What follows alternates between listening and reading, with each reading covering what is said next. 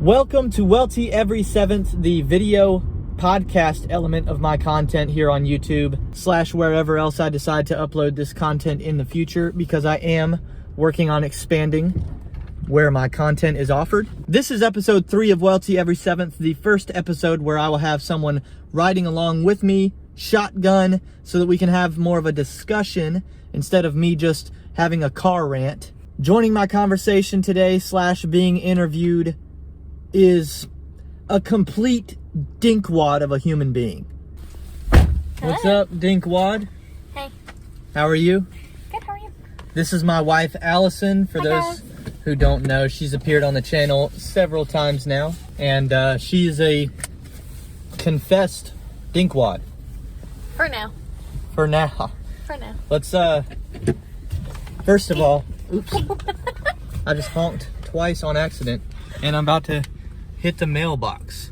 While we have our discussions here on WEL7E Every 7th, I'm also actively door dashing and delivering food, so I'm already 1 hour in. It was a good first hour, over $20, and I've got our first pickup here to make, and then we can clear the air on what in the world is a dinkwad.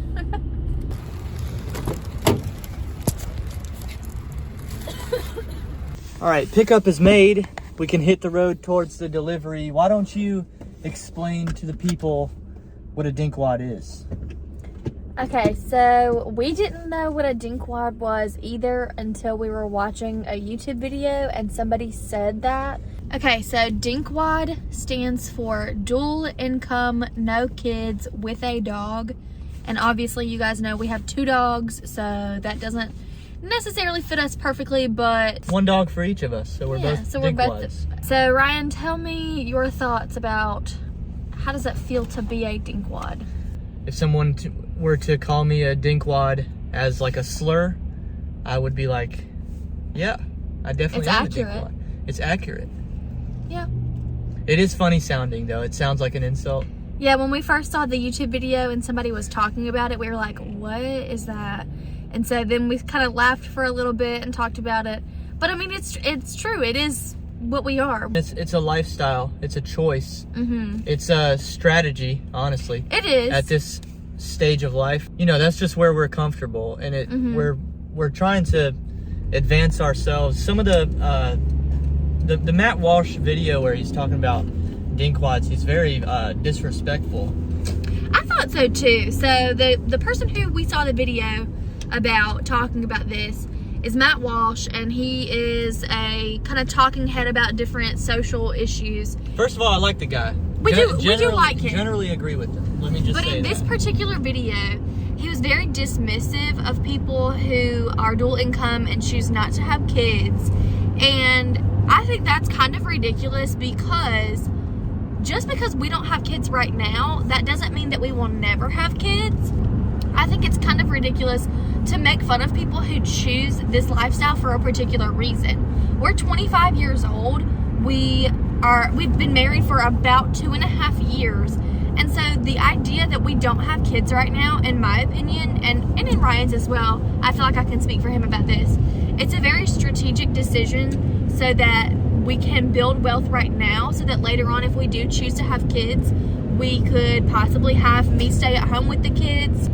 For people to make fun of this lifestyle, it's kind of unfair. We're choosing this for a purpose. Dinkwads. That's what you want to identify yourself as. I will happily call you that. So from the anti-dinkwad perspective, I think part of what he's poking fun at is like the percentages will tell you that many more dinkwads than in previous generation are choosing to never have kids. So he's saying, yeah, you might say that you want to have kids eventually, but the numbers will tell you that more and more you're not, and you're replacing it with a dog, and you're calling your dogs your children. How does that land for you? And do you see yourself as a parent? I know you know, he's making fun of people who call them fur babies. Okay, so Matt Walsh did make fun of people who say, you know, dog mom, cat mom, people who call their animals their babies. Here's my perspective, okay? So we got married very young.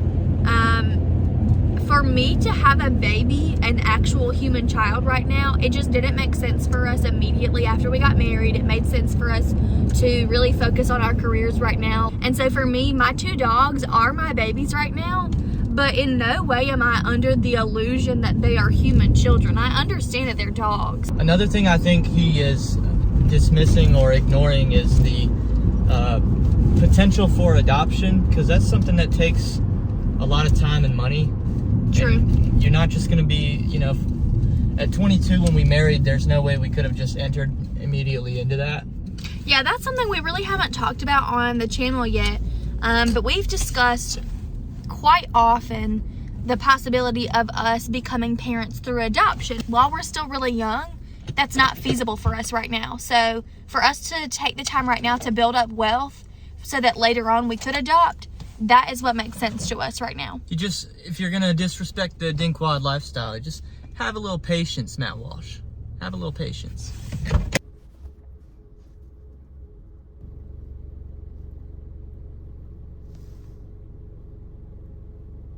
That was really nice. The customer just additionally tipped on Cash App after the fact, another $10. Nice. So we don't really keep track of how much money I'm making during the WEL7E every 7th episodes, but that did just happen. To me, that happens like once every 6 months. Yeah, honestly. I mean, maybe it's more than that, but it feels like a real rarity. But yeah, 10 extra bucks for that order. That was awesome. Okay, so another thing that I think should be addressed is that in the Matt Walsh video, he kind of, I don't know how to say this, he kind of implied that people who are DINKWADs or people who have the DINK lifestyle, dual income, no kids, the reason that they do that is because they don't actually like children at all. They don't want to be around children. Clearly for me, that's not true. You all know I'm a teacher. I'm actually on Christmas break right now. That's why I'm getting to drive around with Ryan in the middle of the day on a weekday, because I'm not at school for Christmas break. But isn't it fun? It is fun. You should quit. You should quit your job. You should be a gig tuber. Anyway, clearly I'm a teacher, so I do like being around kids. It's not about not liking kids. It's more about what are the benefits that we can get from just delaying having children for now. I'm okay saying that I don't like kids. Here's some of the problems that I identify with parenting, and especially parenting early in a marriage or a relationship. So I think that a common problem in Western culture, I don't think this is as common a theme in the rest of the world, but here, parents, it's like they idolize their kids, and the kids become a more central focus on the family unit than the marriage does, and it leads to an incredible amount of problems. And that's fair. So that's one concern for me. Hopefully that wouldn't be a problem for us, but it is. Honestly, I'd be lying if I didn't say that was part of the thing. Another thing would be, I feel like people make a lot of their life choices based off of their experience as kids growing up. That's true. And they either try and like recreate what they had that they liked, or they try to do the opposite of what they did not enjoy the experience of growing up. And there's recreating or avoiding what the parents did, and there's also recreating or avoiding what the parents went through from their own perspective. I know my parents had we're gonna take this order. There we go. $7.26 for 2 miles. Chick-fil-A. To finish my point, my parents had lots of hard days as a result of difficult children. I know I contributed toward that, but that's fair. I'll eventually share stories and stuff about the situation my brother's in, but boy, did he cause them a lot of strife and stress. And I'm sure that probably made it difficult for their marriage as well. For sure. You can always parent better and try and avoid that kind of thing. But my interpretation as I was observing our whole situation is that there's some things you just can't avoid as a parent. You can do everything you can do. That's true. And you could still have a kid that's completely off the wall and a massive problem. And I don't want to deal with that. I decided to drop that Chick-fil-A pickup because we got an offer from DoorDash on Cracker Barrel. I'd rather get this 11 1/4, so we're gonna go make this pickup instead. Cracker Barrel picked up. What else do we want to talk about? This is a world that I don't know how many people we want to be bringing into it right now. That'd be another reason for adoption. Just in terms of the world that a child would be growing up in, the culture has tried to make like actual parenting not cool. They try and put the kid in the position of parent in some circumstances. They've tried to become the parent in school, and the government tries to have too much to say, and I just wouldn't be willing to cede the like father role to anybody else, and everybody's trying to claim it. They're making it hard to be an effective parent unless you're really able to make that your primary focus of how you're spending your time. So we would be homeschooling, and you can speak to that as you're someone who works in a public school, so obviously all teachers aren't corrupted. I think that as somebody who does see how impactful the education system can be if it's done correctly, if it's used correctly, and how maybe if it's not used correctly, how it may not be impactful in the best ways.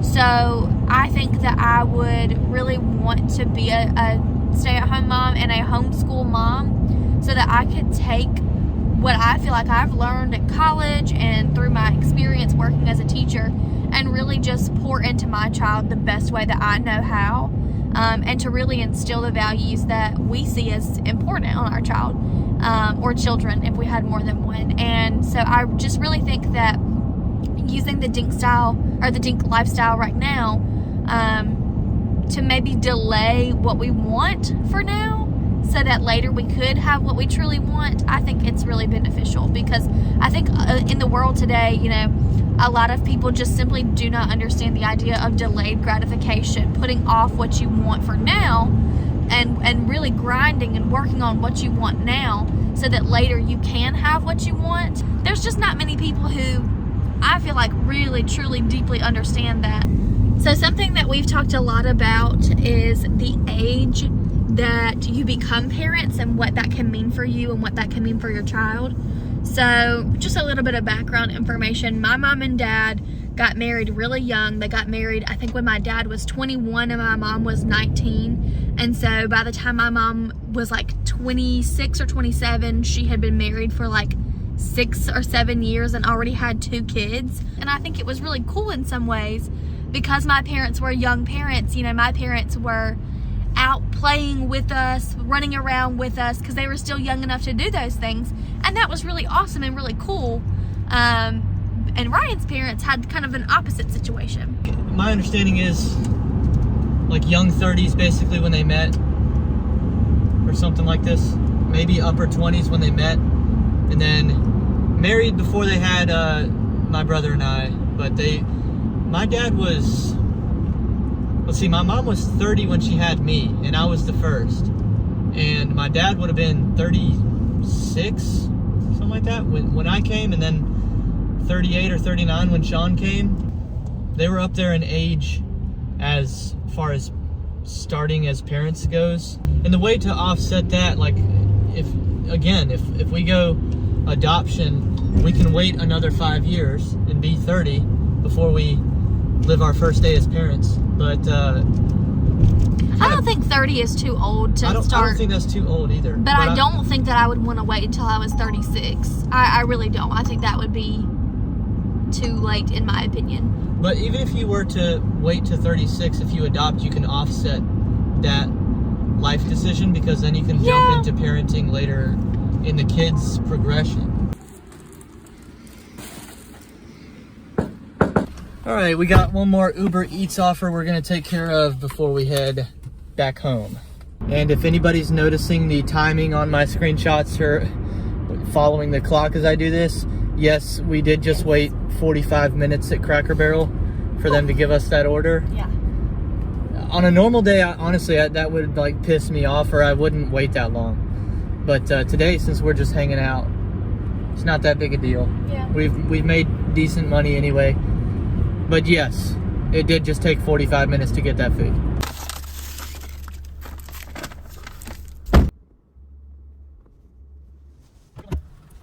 I did still end up making about 20 an hour, maybe a little over that for the shift if I include my first hour before we started filming the episode. Thank you guys for watching. That's going to be it. If you're interested in guesting with me eventually on WEL7E every 7th, let me know in the comments. I'm not afraid to come to you. You guys know I go all over the country for this YouTube channel. So that's something I'm considering for 2023, is maybe having more discussion type, somebody in the passenger seat with me so that we can both go at a topic. So yeah, thank you guys for watching. I will see you next time on WEL7E.